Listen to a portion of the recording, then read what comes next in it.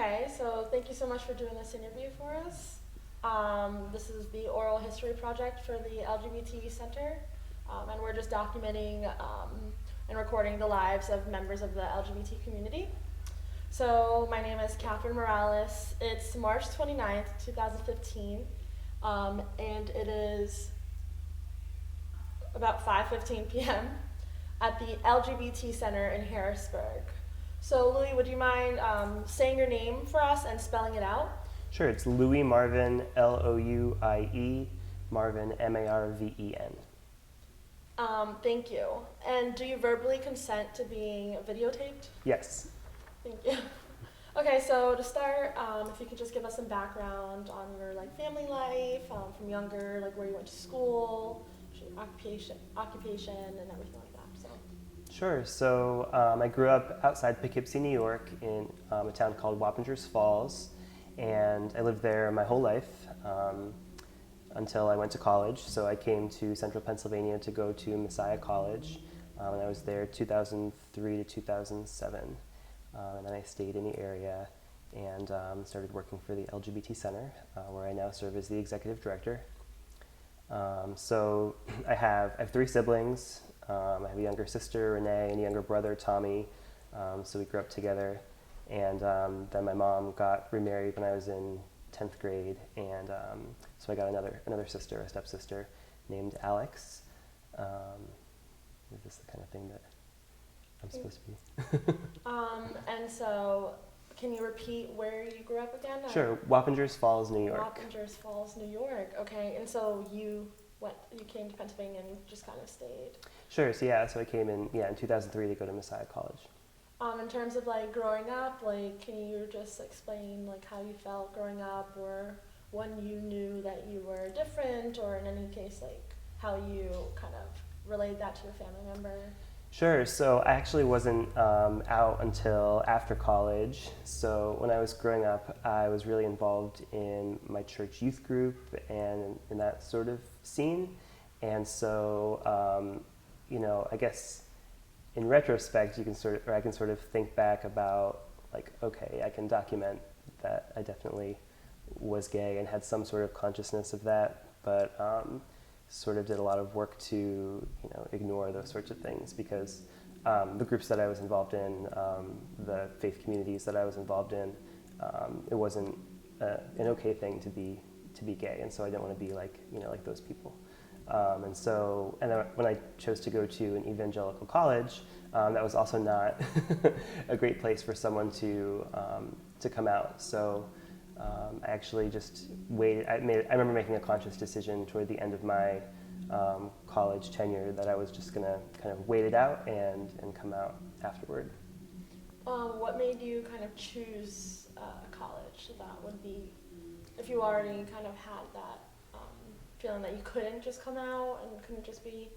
Yeah. So like I said, I was involved in a youth group community, and Messiah was just a school that we would hear about that was a really great school to go to, and I made a visit and really liked the campus and just really liked the vibe, and I got a scholarship, and so it was just this thing that happened, and like I said, I was part of that community, and so it made sense to me, sort of, but I wasn't, even though I sort of had this kind of inner sense of being a gay person, that wasn't a motivational factor in choosing where I would go to school, for example.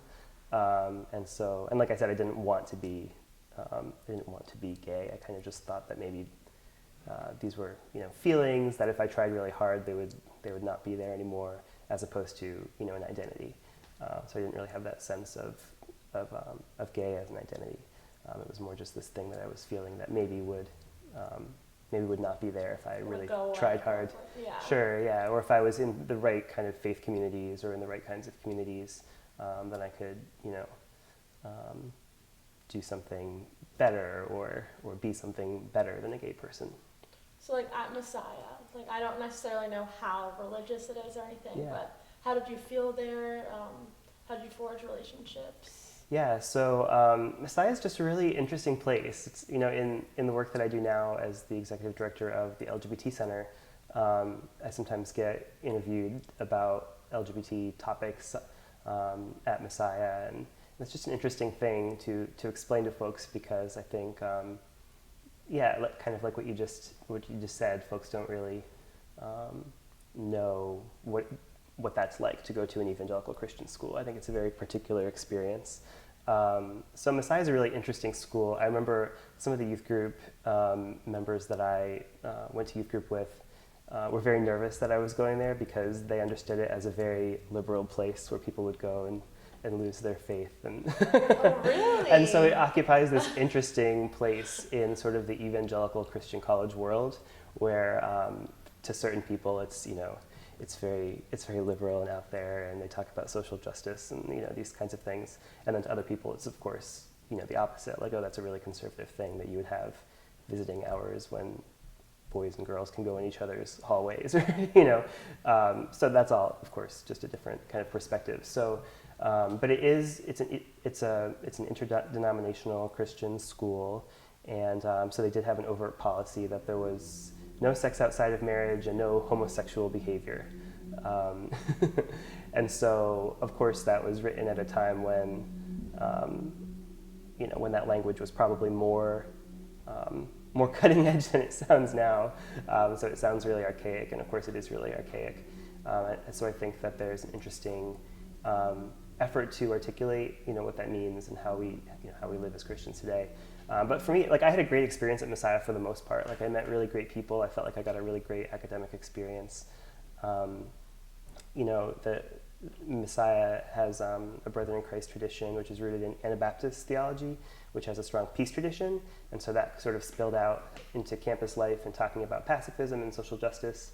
And so for me and for a lot of other people, we got really into that scene. I was an English major and a sociology major, and so, like anyone in college, you're kind of exposed to new ideas, and you're thinking of things maybe in a new way. And for me, and I think for a lot of other people, by the end of that 4-year experience, I got to a place where I could say, hey, we have on campus a gender inclusive language policy, like that's an academic standard, and I've participated in racial justice roundtables, and I've thought critically about poverty and how I live in the world, as a comparatively affluent person. And so, like, I've done all this other work considering social justice and what it means to me and how I live in the world as a Christian, which is something that I would have identified as at the time.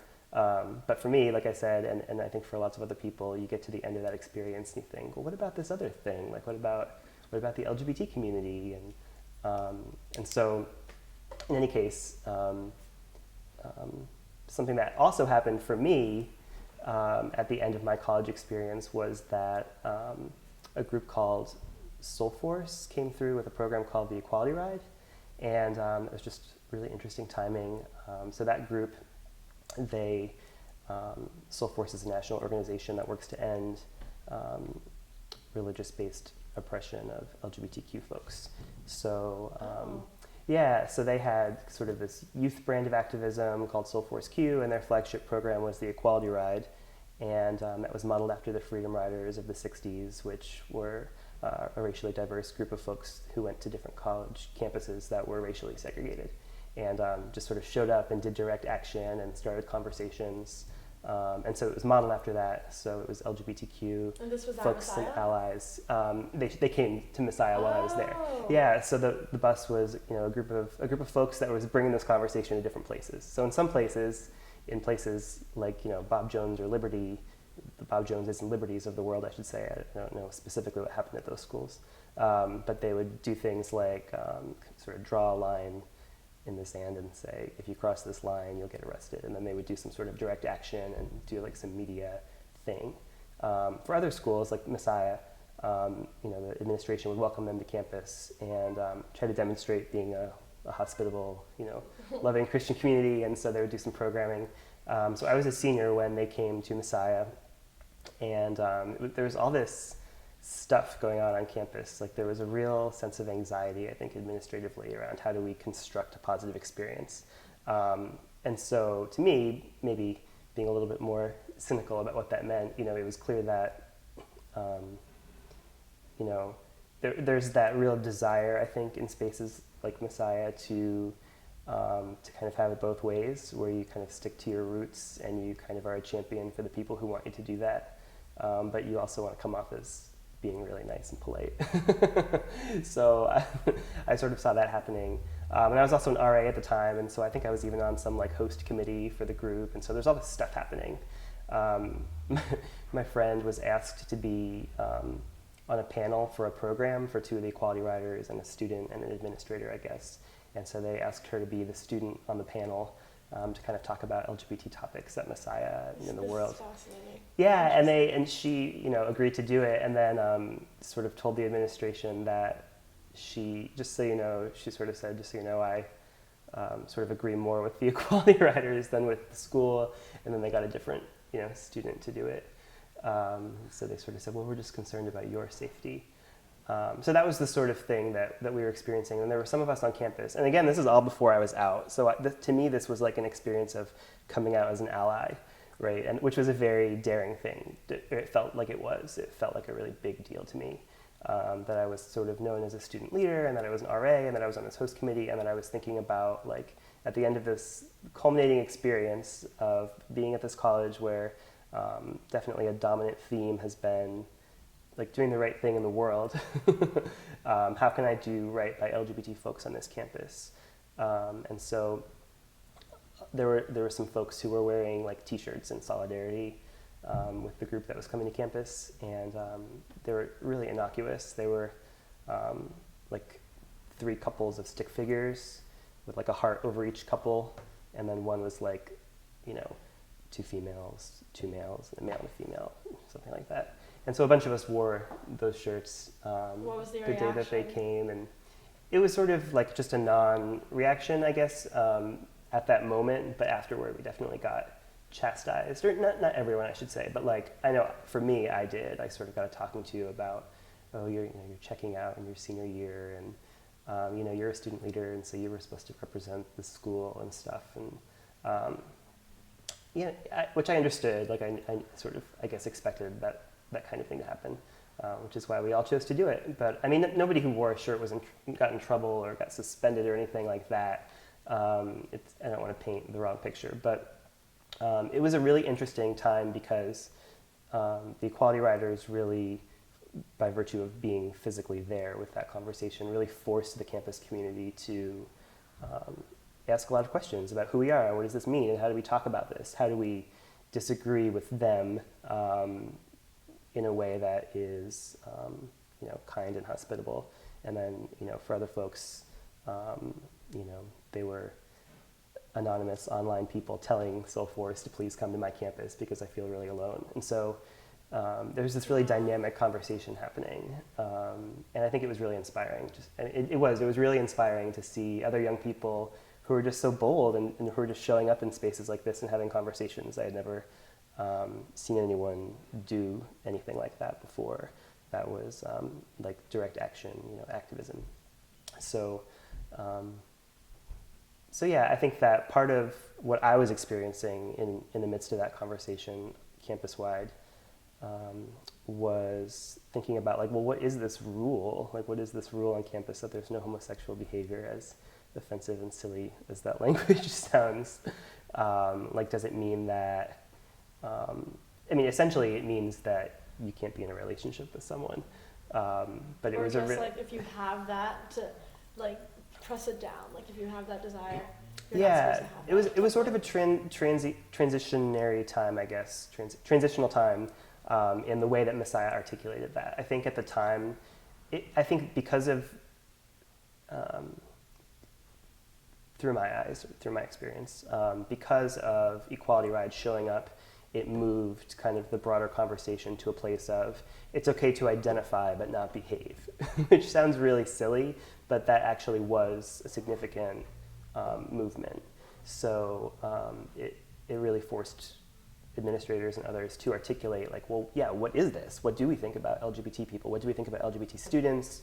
Of course, they don't hire openly LGBT staff, but it's so, and I think it's still sort of there. I can't speak to it besides what I've experienced, but so there was this sense, I think maybe if you talk to with folks who went to Messiah, which I have, through some of this some of my work at the center, I got to meet people who went there in the 80s, 90s and had really different experiences, really negative experiences, overtly, like you can't be gay, you have to go to therapy and talk about this and change this, that sort of thing. That doesn't happen there now in an overt way. I mean, I don't know what kinds of messages people get, but it was this process of, I think, collectively saying, I guess we think it's okay if you say that you're gay, or if you say that you're a lesbian, or you say that you're bisexual.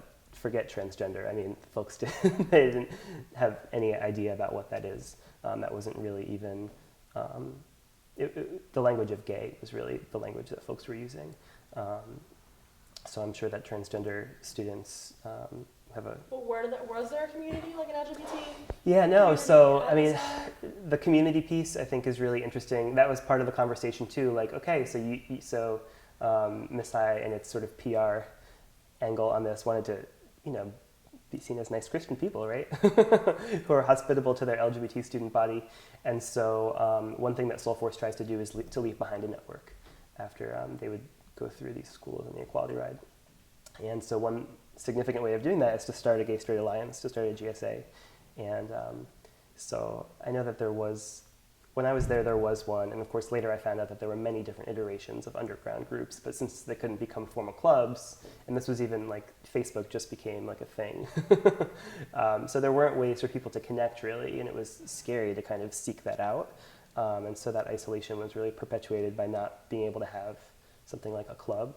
And so I think there was, one staff person said, okay, like face to face to the writers or whatever when that was happening. And then I remember we met, we had a meeting, and it was really amazing to see it happening on campus.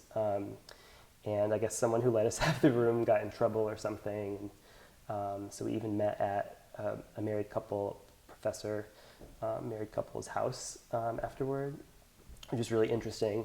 But that was the first time that I guess I knew of gay people on campus, but that was the first time I'd ever been in a space where people were openly talking about being part of the LGBT community. And of course I was coming out as an ally at the time. So So they didn't know, they had no idea? I mean, I'm sure people knew. But no, I mean, I wasn't out in any way, and I have a lot of respect for the people who were out through that process, and I just think that they're amazing for being out on campus. And I wish that was me. I wish that I had been able to come out and do some real great work on campus and cause some trouble, the good kind of trouble. Well, it sounds like the administration was very aware of everything that was happening. Yeah, I mean, there was definitely I think an effort to control the conversation for sure. I was also running a service trip, one of those short-term missions trips that I now realize do more damage than good. But I was signed up to do one of those over the summer. So even though I was graduating soon, I still kind of had this commitment, this 2-week commitment. And so I think that sort of kept me in Messiah mode and sort of in the closet, I guess. But so once that was done, I just started coming out to my friends, and I think probably a lot of them knew. But I didn't face any, all my Messiah friends were very open and very accepting and very interested in how they could become advocates. So I think that that's an interesting thing. I think a lot of people I meet in the community now are like, you went to Messiah, that must have been terrible. And I wish that I was in a place that I would have gotten the message that it's okay to be queer, and here are some supports for you. I definitely have a certain amount of resentment that I didn't find myself in a place like that, but I met the best people, and they're still my best friends. So it's just a mixed bag. It just is. Yeah. It's not. I guess I just have a few questions in terms of that. I go to Dickinson College, and I'm just thinking about how people express their sexuality there, and kind of how the hookup culture and everything like that. But if you're at a college where that's discouraged, right? Do you think that helped you stay in the closet and not have to, or do you think was it easier because you told me you weren't ready to And I know that, Right. coming out is just like your own process. And like, And when I say I wasn't ready, I think that it's not like I was sitting in my dorm room thinking, I am gay and I am not ready to come out. It was more just like an ignored, suppressed thing. So if, like, I sort of wouldn't let myself go there, if that makes sense. But yeah, I think that, I guess you're asking if like the culture of campus helped like kind of help keep ignore, like help. Yeah, I mean, absolutely. I mean, I wasn't getting messages that it's okay to be gay, and that I wasn't getting messages that if you were out, there would be people who wanted to make sure that you were safe and accepted, and things like that. Was there like pressure to date or anything like that? I had a girlfriend in college. I don't know that I felt pressure to. I mean, it's a complicated thing. Like, you like to be with someone, right? I mean, that's just a thing that people like to do, and so I don't regret that or anything. I know a lot.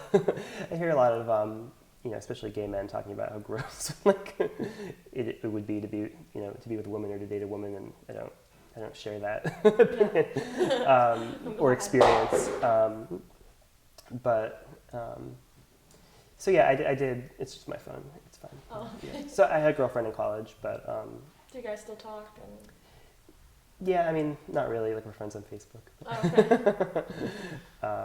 But I definitely felt like I needed to. And it seems silly now as someone who is doing work in the LGBT community. Like, this isn't the kind of message I would want anyone else to hear. But for me, at the time, I really thought of my college tenure as like its own chapter, and then I was just gonna graduate, and then I was gonna have a new chapter where I was out, and that was just how I understood that life was going to be. I think that's pretty normal. Yeah.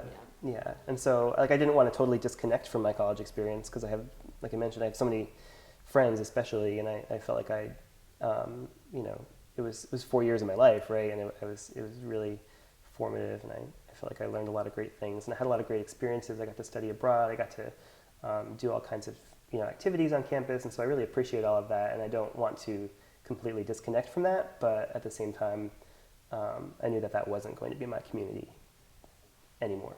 So I heard when you were speaking about how you identified as Christian. Do you still identify as Christian, or how did that? No, it's sort of interesting. After college, I moved into an intentional community with some friends who I went to school with, and so that was a program called the Sycamore House, which is still in existence, and it's connected to St. Stephen's Episcopal Cathedral in downtown Harrisburg.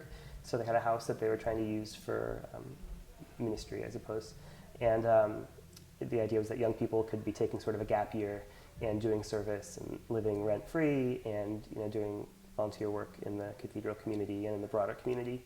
And so that's where I came out and started to slowly come out. And of course, when I took the job, I was still living there when I started working for the Lgbt Center. So that sort of accelerated some of that process.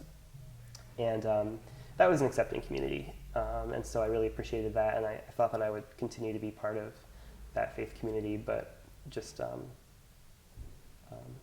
ultimately decided that wasn't an identity that was important to me. I don't want to, nothing specifically happened from that community that, like, it's a really open place, and I really value that experience too. But just kind of in my own personal development, I sort of gradually decided that I wasn't going to be a Christian anymore, or part of a Christian community, or that I didn't need a faith community. I think that for a lot of people who identify as Christian, when they come out, they really want to know that they can be gay and a Christian, and I affirm that for people. I think that's great, but I'm just not interested in people telling me that I can be gay and a Christian. I know that, and I don't really care anymore. I don't mean to be so blunt about it, because it's so important to a lot of people, and I think that's, if that's important to you, then that is something that you should pursue. You should pursue being part of an affirming faith community. But to me, I don't need to know that Jesus thinks it's okay that I'm gay. Like, it doesn't matter to me. So while you were at at Sycamore? Sycamore House, yeah. Sycamore House, that's when you started working for the LGBT Center. Yeah, so it's sort of a funny story to think about. I really am so grateful for that experience. Not only did I get to live rent-free for 2 years with my friends and meet a lot of great people at St. Stephen's Cathedral, but I really got to meet people in this community in sort of like a networking kind of way as we were young and looking for jobs and things. And somebody who's on the vestry, which is sort of like the board of an Episcopal church, was also and is also the president of a local community foundation, and sent us a job description for this new position with the LGBT Center, which was sort of an upstart at the time. Of course, I found out later it had gone through this incubation period at the community foundation, and they were ready to hire a part-time office worker. And I was an English major in college and was looking for editing and writing jobs, and so we got that at our Sycamore House email account, and this job description to be the office. I think it was, the job title changed so many times, but I think it was articulated then as office manager / writer. So that caught my eye, and that was in 2008. And then very quickly after that, the board of the local LGBTQ youth serving organization, Common Roads, came to the center's board and said that it wanted to pursue a merge. And so Common Roads has been around since 1993 in the community in various forms. And we ultimately did merge early in 2009, and they had no staff at the time, and so I was a part-time employee of the center, and so the part-time youth coordinator position that was vacant and my part-time job were sort of mashed up to create a youth director and administrator position. So I was the only staff at the time. Oh, wow. And still pretty new to the community. It's sort of a funny thing to think about. And we had a couple different staff come and go over the years, and then it was in 2012 when I took on the role of executive director. So you said earlier that, having a position at the LGBT Center kind of helped you come out. How did that go for your family? Like how? Really good. I mean, it was sort of it's sort of a boring thing. I just sort of started to tell them that that I was gay. I mean, yeah, I'm just really lucky to have a family that just wanted me to be happy. I remember my mom being concerned that I would, be safe, typical sort of parent thing. But never was there a conversation of, are you sure, or no, you're not, or this isn't okay, or anything like that. So fairly non-dramatic, especially compared to my Messiah peers who I knew were coming out. But yeah. Well, it sounds like most of the pressure to not come out came from, college and that environment. Yeah. But your family. Yeah, it wasn't really as big of a deal. Yeah. It's nice. So, in terms of, you talked, you have a partner. So, talking about your current family, and are you have you ever been married or? Sure. So, so my partner, Sean Espenshade, we met in 2009 at an LGBT Center fundraiser called FAB, the Fall Achievement Benefit. So it's our annual awards benefit gala, and a friend of his was co-chairing the event, and he brought him to the event because he wanted him to meet me. And and so we did meet, and I invited him out on a date afterward to another center event, which has sort of become a theme for our relationship. I'm always bringing him along to work things. The second event was really funny. It was there was this drag show at Hack that they were doing as a fundraiser for our youth program, Common Roads. And so, of course, I was going to be supportive of the students who were doing that and to say thank you and all that. And we had a certain number of seats in the front, VIP seats or something, which is a cute thing that they offered to our students. And I was just having a hard time getting the youth in our youth program to come. And so I started to invite volunteers. They said, just invite some volunteers. And so I invited this person who was chairing the event, who introduced me to Sean.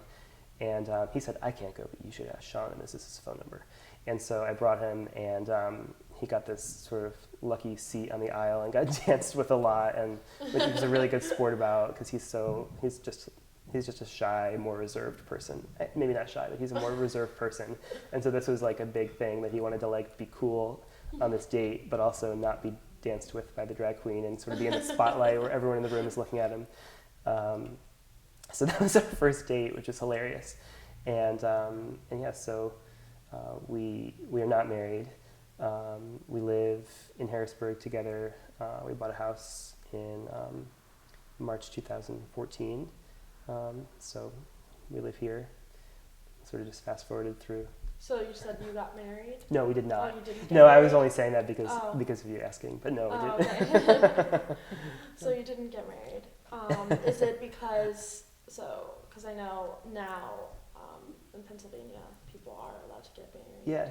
Now, which is like Yeah. great. You guys are just in like a partnership or? Yeah, we like the word partners. I know a lot of people who get married say like, well, husbands now, and I mean that's fine if you like that word, but that feels icky to me. I like the word partners. I think it's a great expression of, who we are in a relationship.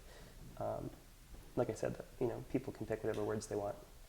But even if we did, get the papers signed and stuff, I think we would still say partners. Yeah. I just think it's just a little more queer. I just like it. Yeah. Yeah. But how do you feel? Like in class, we kind of talked about how in the gay community, the topic of marriage is kind of like debated. Just right. where you're just trying to be like normal or like what, Right. So Right. how do you feel about? Wow. So yeah, I mean, my PC response as the executive director of the LGBT Center is that, I definitely think people should not be told they can't get married because their partner is of the same gender. I definitely think that's nonsense. I do wonder about is a society where we can and do get married as gay couples, for example. Is that what we want? Is that a good goal? Is it still okay that that's how people can combine their assets and get insurance and things like that? So I definitely affirm that if people want to get married, they should get married, and that's great. And there shouldn't be the government telling them that they can't. But it's not as important to me as I perceive it being to a lot of other people. Yeah. And I'm sure we will. I'm sure we will at some point, but. Well, in terms of like other like civil and political or just like any other things that you might think of, like, is there anything that you want to talk about, like politics, like that I think are important, or that are important to you and you feel like relate to your identity as an LGBT? Yeah, well, a lot of what we hear about, a lot of what we're talking about now is workplace non-discrimination and non-discrimination in public accommodations and housing and House Bill 300, which isn't a new conversation. I do a lot of community education, and myself and other folks have been talking about this in the community for a long time because I find that a lot of LGBT folks don't even know that in Pennsylvania this is the case, which is interesting. I think that's so important. I think people should be able to work and to rent an apartment and to use public services. And I think that it's a great goal that affects our whole LGBT community versus marriage, for example, impacts people who want to become legally connected through marriage to someone of the same gender as articulated on paper, whereas not being fired because you're queer or trans, that impacts everyone. Of course, it doesn't impact me that much. Like, I'm not going to get fired for being gay, which is a funny thing to think about. So, I mean, that doesn't impact me directly as an employee currently, but it is something that I value as part of a queer community, that we would be able to. So you're saying because you work here, that's not Right. necessarily something you're worried about now, but In my personal life, in a very singular way, I'm obviously not concerned about being fired for being gay, but I think that's just a much bigger issue. and again, that's not to disparage people who fought for marriage and did a lot of great work, and I respect that work, and I think it's great that we have it in Pennsylvania. So I'm certainly happy about that, but I get more excited about the non-discrimination stuff. Yeah, it is exciting. Yeah. Have you ever had a time when your LGBT identity like influenced like other aspects of your life, like not related to what we've talked about, like education and everything, but like maybe like social, family, spiritual? Like I know you talked about your identity, but in any other way? Yeah.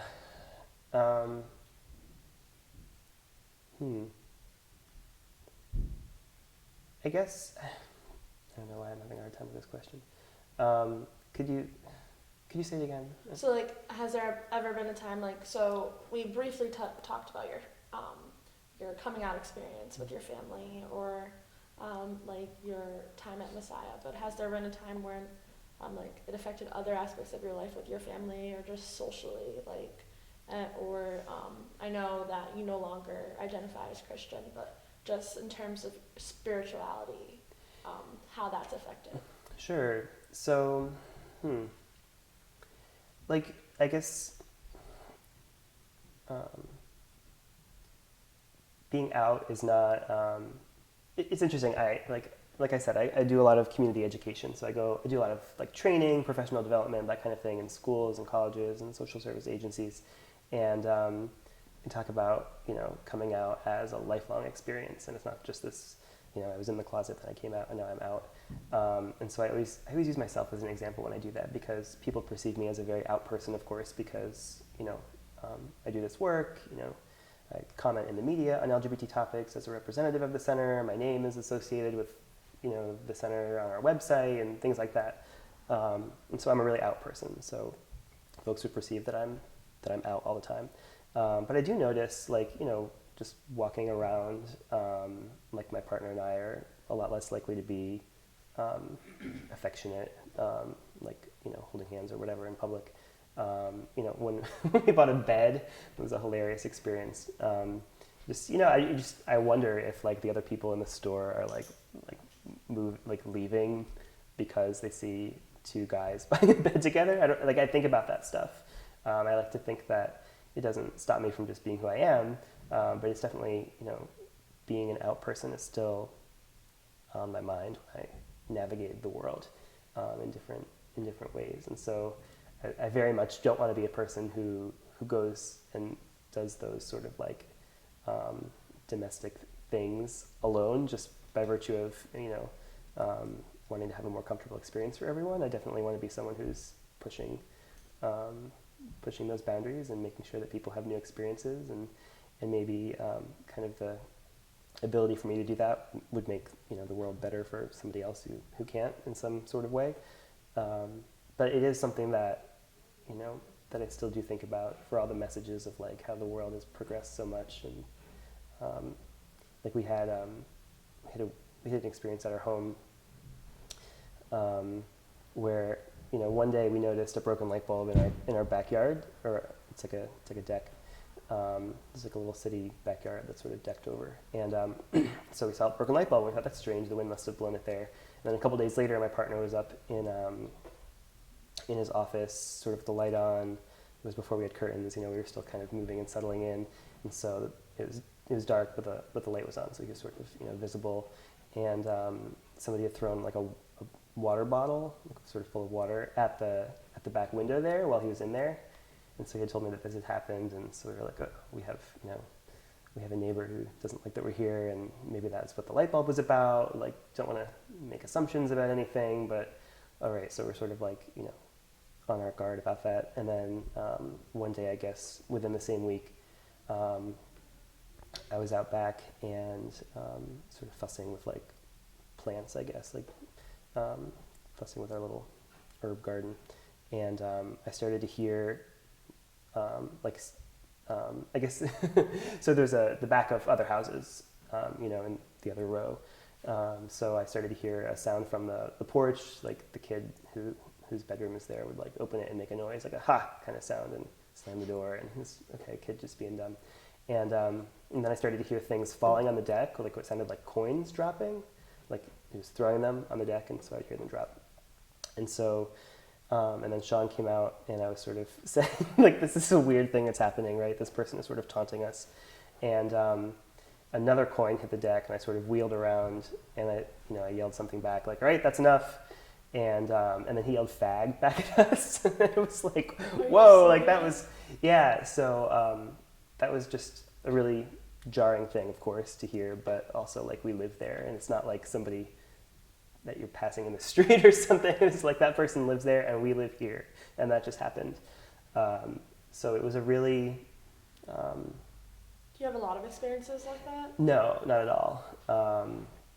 No, and so Sean went over and talked with The parents? the parents. Yeah, it was Wow. great. Yeah, I had just gotten back from a run, and I was like, "Don't go over there if you're going to be mean. Like, let's talk about it." And I went up to take a shower, and then when I got back, he said, I went over and I talked to the dad and mom, and I think everything's all right. He said the dad was sort of like, "Oh yeah, I guess that was my son," and the mom apologized, and nothing like that's happened since.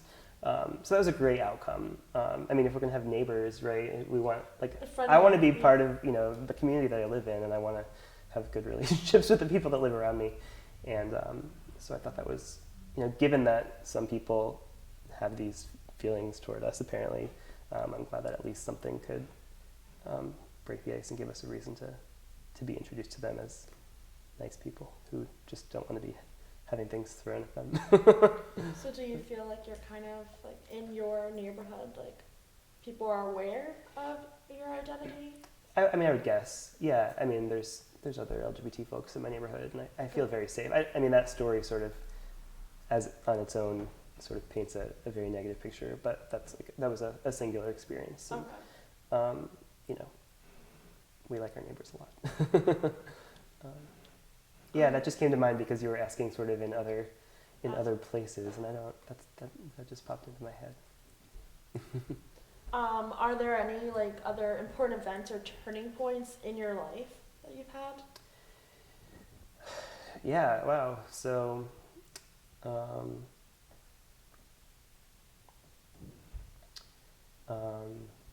I think taking on the role of executive director after I'd run the youth program for a few years was a really huge thing. I think our community in central Pennsylvania is just really interesting. I'm an outsider. I'm not from here. And I mean, I've lived here for a while now, but I'm not from here. And I know that I've just learned a lot, of course, through doing this work about different efforts in the past and kind of the way that the center sort of started up. And so I guess I'm not sure where I was going with that, but It's an important time. yeah. So it's an exciting time to be doing work in the LGBT community, but I also saw a lot of volatility, like within our own community, and I always think of it as there's so many townships in Pennsylvania, and so there's just like a million local control situations, right? So I think that really seeps out into our community psychology of like how we think of ourselves as a community or not. And so I think that's reflected in the LGBT community by us having so many different organizations. And so historically the center was, like I said, incubated at the Community Foundation, and over a long process of talking with different community stakeholders, which included all the different community groups. I just think there was always a lot of infighting in our community, and we had an executive director that lasted 4 months, and she came in and left after 4 months, and it was really volatile. And I just I perceived the community, I perceived leadership in the community as a volatile thing that I didn't want to be a part of. I just sort of wanted to do my work and not get caught up in any of that. And then you got your yeah, and so through this experience of having our previous executive director, after she left, I was the only employee again, and I was doing things like representing us publicly and doing fundraising and crafting our message and making decisions about programs, and so some of the folks on our board said, do you want to take on this position? We want to offer it to you, and I decided that I could do that. I've actually been doing some of the work, and I know I had a lot to learn, but I decided to take on that challenge, which was just a big thing. And I feel like I'm still learning how to do it every day. We're a small nonprofit. We have 2 staff now, as opposed to just the one. And we're in this space, so we had been in a church office building on the 3rd floor downtown for a long time. When the center and Common Roads merged, Common Roads became the youth program of the center in 2009. And so we were just in an office at the Community Foundation, so we moved into their operation. And it was just not a community space. And so in 2012, when I agreed to take on the role of executive director in what I had previously perceived as a volatile community, and who would ever want to do that, I said, we're going to have a new strategic plan, and we're going to move to a community center. And very proud that we did that, both of those things within that first year. So that's when we had our first community center in Harrisburg. We moved in the summer of 2012, and now we have our programs that operate out of this space, and that led to the ability to start new programs, because we could actually invite people to a space. At the old place, we couldn't do that. There was a youth room, but it was not a place people could park. It was not accessible in any way. It just wasn't community space. And so I think that movement to just an actual space where people could see and get behind and say, yes, I can envision myself participating in programs in this space was just really important. Well, it sounds like you helped kind of implement some change for the center. Sure, I would think so. Are there any challenges that remain? Yeah, for sure.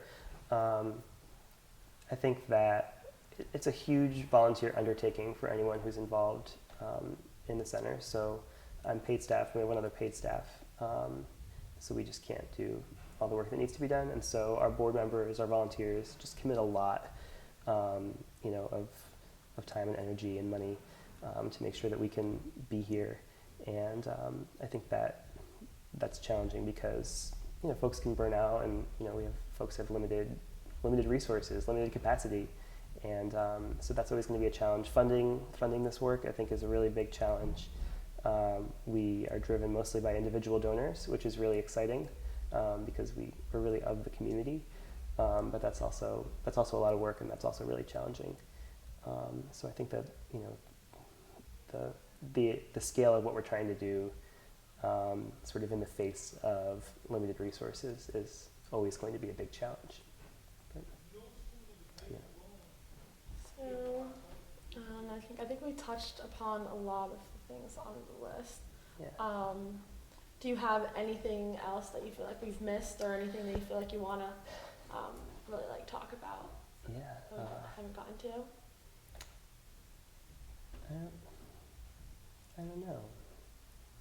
I feel like I spent so much time talking about Messiah, which is so interesting, because it's just, I know it seems historically like an interesting and important thing to talk about, but it's not. I don't think about it that much anymore. I just sort of am beyond that. That's really interesting. I guess on that note, I'd love to talk more about my interaction with the college since having graduated, if that's okay. That's really interesting, yeah. So something that I used to do as sort of a little, activism-ish kind of thing, was I would submit my work information to the alumni magazine, just to sort of, we're here, we're queer kind of thing. And I thought this was very bold at the time. So I would do that, and of course they would not publish it. And so then I would just sort of wait and be, kind of be a nice patient person and say, I noticed that I keep submitting this, and it's not published in the, just sort of make the person at the other end of the email, probably some poor work study students, not even an administrator or anyone, you know what I mean? But I would, really, I was interested in forcing them to answer and to say why that was the case. And so, sometimes I would get, oh my gosh, we get submissions from so many different angles, and so if you just send an email to this address, and it's like, oh wow, thank you, okay, I'll do that. And so I would do that, but of course it would never be in there, and I never expected it to be, and I also don't really care whether or not in a magazine. It's like, it doesn't really matter to me, but it was sort of like the way that I was continuing to engage this topic. And so I really wanted them to think about it. I really wanted them not to just move on past the LGBT conversation because Equality Ride had happened and it was like this thing that was over. I really wanted to keep that happening. And we were having this underground GSA that had formed meeting at our community house in Harrisburg. And so I was still really thinking about those students and wanting to make sure that I was sort of doing my part to change the world, right? So to make these folks kind of articulate to me and kind of have the boldness to at least say where you're coming from instead of trying to come off as a really nice, polite Christian. So, eventually I mentioned something to some of our volunteers that I'd been doing this and that they don't publish my name in the thing. And she served on a board with the college president and said something to her. I didn't ask her to do that. Really? Yeah, but she sort of, I think, offhandedly said that. And I think probably the college president was pretty embarrassed because I imagined that this happened in front of other people.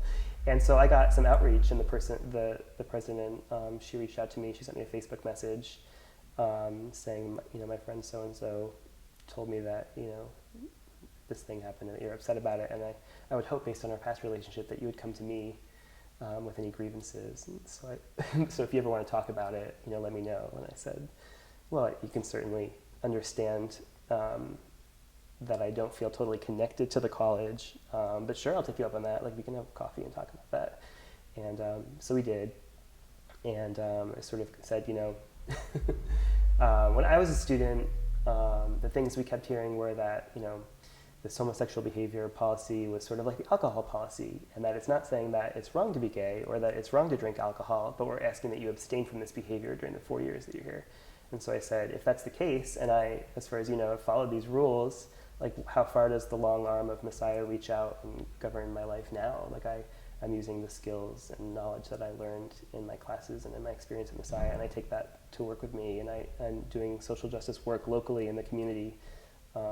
So those are the sorts of questions that I was asking, and and she's very nice, she's a really kind person, and was saying, so I hear you, I understand. I know we have a policy about not publishing same-sex partners in the magazine, but I don't know that we have a policy about publishing folks who work in the community. So I agree with you, and I'll see what we can do. And of course, nothing happened from there. So I left feeling really positive, but nothing happened. And so I understand, like, the things that people say, or that it has to do with trustees and funding and these kinds of big institutional things that keep institutions the same, right? Yeah. So I get that, but it's not. I guess that's not enough for me to stop talking about it.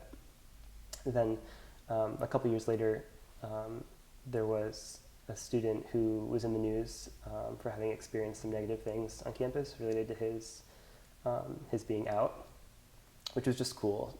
In Messiah? Yeah, so for me to think about, like, there's an out person who's kind of causing a stir, but of course he didn't have a very positive experience while being out. Things like he found his ID card like cut up and urinated on, and things like that. And so, like, he was there on like a full tuition diversity scholarship, and was in the news for like leaving that because his experience had been so bad. He didn't want free education there because of his experience. So wow. And this just caused a lot of conversation, again, in the alumni community, in the campus community. I imagine I wasn't there, and I got to give some comments in the local media, which is just an interesting thing to be talking about my experience and the experience from other people that I've heard from about what we want to change. And a friend of mine had this idea to start an online petition to change, and so I agreed to work with her on that. And we sort of formed this little online community called Inclusive Alumni, and we had a bunch of folks sign up their name and class year and a message. And I forget how many people we got to do it, but it was sort of interesting. There was a Messiah alumni Facebook group, and somebody commented, somebody from the administration commented about local news. This is happening in the news, we're aware of it, whatever sort of institution speak that they were doing to get in front of it. But then when I saw that, I got the idea, or it occurred to me that if I posted something, like everyone would see it. So I posted a link to the, which obviously, but it just hadn't occurred to me until I saw that, and I thought, oh my gosh, they're bringing the conversation to Facebook. Like, I could just post the link to our petition, and that sort of started a whole thing.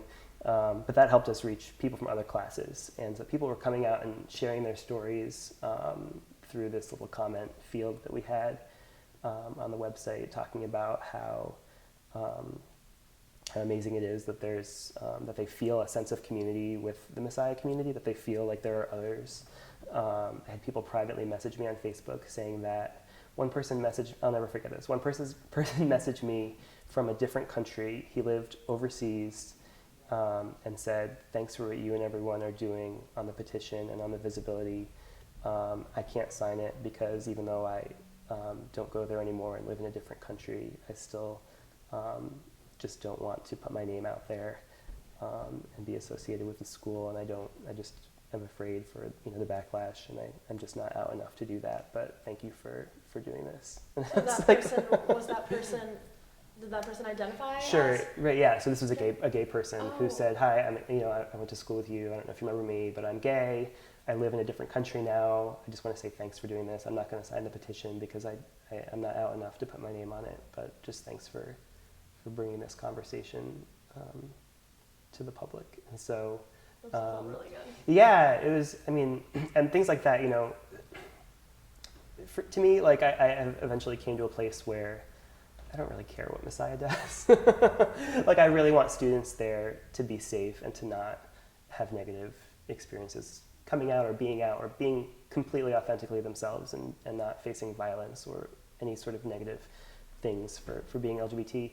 But like, I'm not gonna be a big cheerleader for the college if they do change their policy. I'm past that. I feel like they've had their chance, and I do want them to change. So but wanting students to who are LGBT and who are there to have good experiences, and wanting people who are still really suffering from the effects of being part of a non-affirming faith community, that kind of brings me back always to the conversation. But otherwise, I definitely don't want to be connected. But that was a great experience of hearing from somebody how this was important to them that we were doing this work. So they had no response to the petition and all that stuff? I think I always sort of knew that it wasn't going to result in any direct change. I think that what's going to happen eventually is that these kinds of schools are going to become obsolete as a new generation of people is wanting to have a Christian college experience, but to them that doesn't mean that it's wrong to be LGBT. And so I think that there's a lot of people who are growing up like that. And so I think that eventually these institutions are just going to have to change, or they're going to have to not exist. How long that takes, I don't know. But I personally think that there could be a great market if you were the only evangelical Christian school in the Council of Christian Colleges and Universities to be accepted. I feel like people would really want to be part of that. No, there's different conversations happening at different places, at different levels. In different ways, some better than others. But I mean, maybe that's naive of me, but I sort of think that there's a market for that one where people who aren't necessarily LGBT, but people who just don't want to go to a place where they, part of the rules are that you can't be involved in homosexual behavior. It just sounds so icky. But I think that I like to think that there could be a good market for that. That's not how other people think. Yeah, I hope so.